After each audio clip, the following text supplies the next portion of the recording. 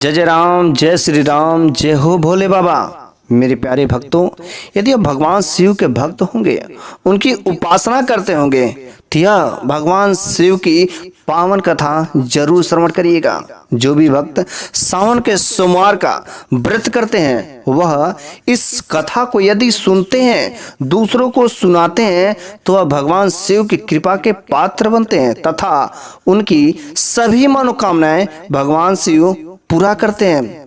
तो कहानी इस प्रकार है। एक बार की बात है कि एक साहूकार था।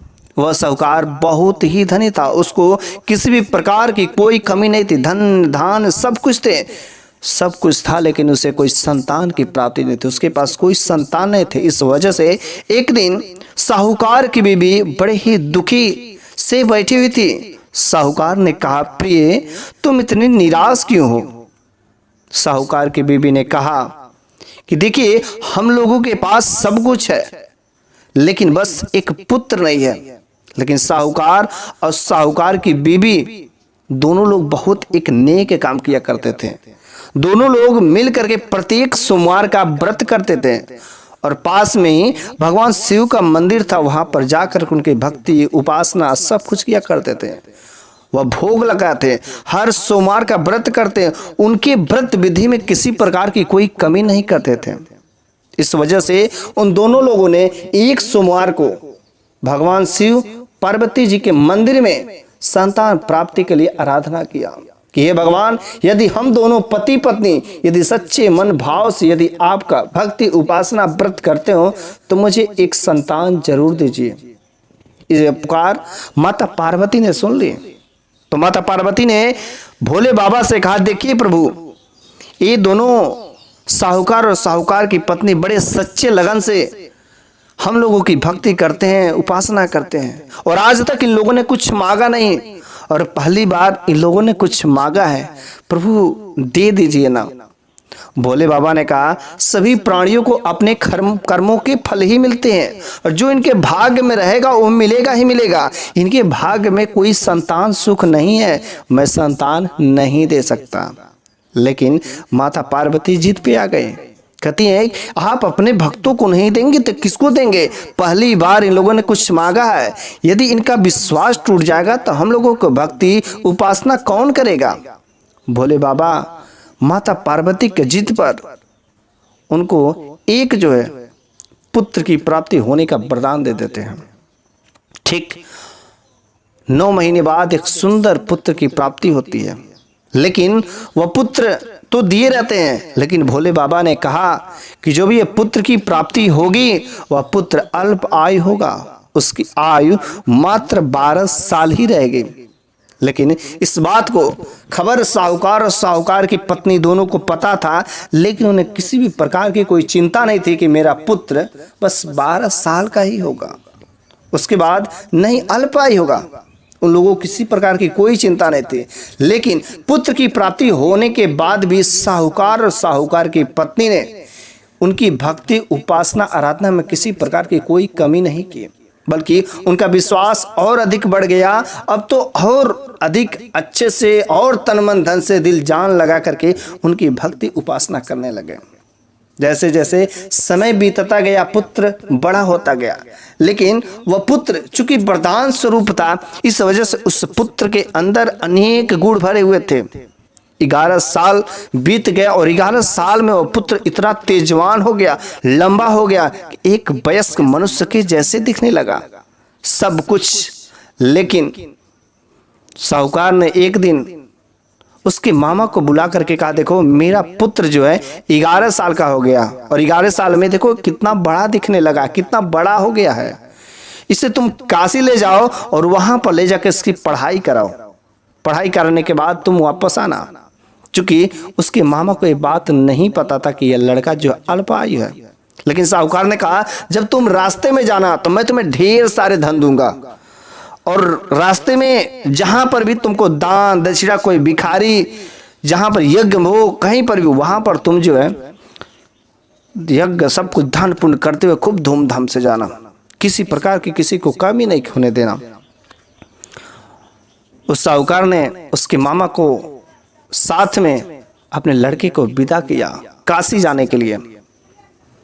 रास्ते में मामा और भांजे जा रहे थे तो एक नगर पड़ता है और एक नगर के राजा के एक कन्या का विवाह था। उन लोगों ने सोचा क्यों ना आज का यहीं पर हम लोग शाम का प्रोग्राम बनाया जाए इसी विवाह में।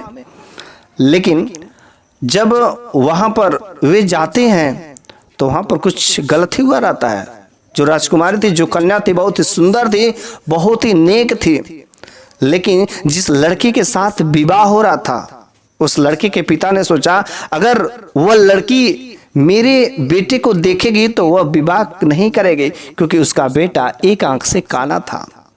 तो इस वजह से उस लड़के के, उस राजकुमार के पिताजी ने सोचा क्यों ना इस साहूकार का जो बेटा है बहुत ही सुंदर दिख रहा है, इसी से शादी करा दिया जाए और बाद में इसको कुछ पैसे देकर के विदा कर देंगे और उस दुल्हन को अपने घर लेके चले जाएंगे। लेकिन साहूकार को जो बेटा था बहुत ही ईमानदार था।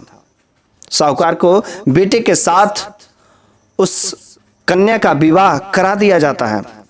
चूंकि साहूकार का बेटा बहुत ईमानदार था, इस वजह से जो दुल्हन थी, जो कन्या थी, उसके चुनरी के एक कोने पर लिख दिया, देखो मैं तो काशी पढ़ने जा रहा हूं और तुम्हारा विवाह किसी काना के साथ होने वाला था। जिस लड़के के साथ होने वाला था वह एक आंख से काना है और सुबह होते ही तुम्हारा जो है विदाई उस काना लड़के के साथ में ही होगा।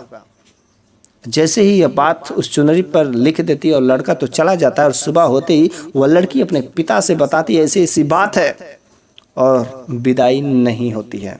अब तो वह लड़की अकेले वहीं पर पड़ी रहती है, सोचती है, और इधर वह लड़का चला जाता है अपनी पढ़ाई करने। विवाह तो हो गई रहती लेकिन विदाई नहीं होती है। इस लड़के के साथ तो विवाह हुआ रहता है। मामा भांजे चले जाते हैं काशी पढ़ाई करने।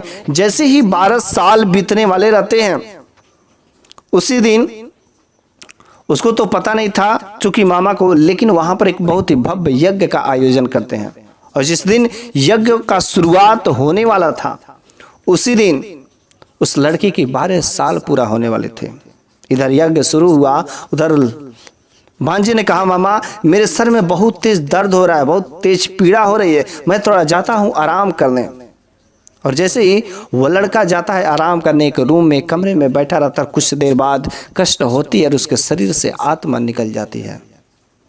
वह मामा खोजते खोजते अपने भांजे को आता है तो देखता है कि मेरा भांजा मर चुका है।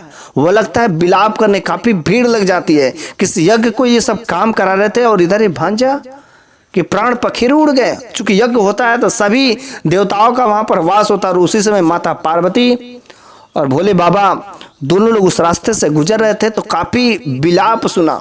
जैसे उस रुद्र रोते हुए आवाज सुना, माता पार्वती और भोले बाबा जब वहां पर पहुंचते हैं तो भोले बाबा ने कहा ये तो वही लड़का है, वही साहूकार का लड़का है जिसको अल्प आयु मिली थी। इसका उम्र पूरा हो गया, एज पूरा हो गया, इस वजह से मृत्यु को प्राप्त हुआ।